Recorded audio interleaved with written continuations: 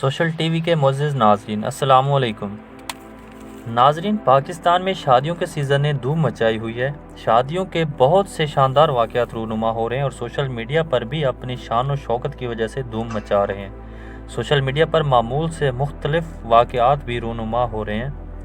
ناظرین، کچھ دن قبل سوشل میڈیا کی ایپ انسٹاگرام پر ارسلان مغل نامی ایک شخص ویڈیو اپلوڈ کرتا ہے جس میں ایک شادی کی تقریب دکھائی جا رہی ہوتی ہے۔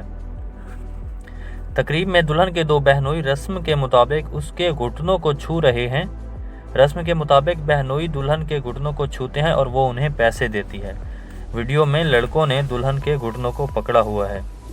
تمام لوگ اس ویڈیو کو تنقید کا نشانہ بنا رہے ہیں اور کہہ رہے ہیں ہمیں اسلامی ملک میں اسلامی باشندے ہونے کے ناطے ان فضول اور گھٹیا ترین رسومات کو ترک کر دینا چاہیے، کیونکہ یہ واقعی اسلام کے خلاف ہیں اور کوئی لڑکا دوسری لڑکی کے گھٹنوں کو نہیں چھو سکتا جس کی محرم سے توقع ہو۔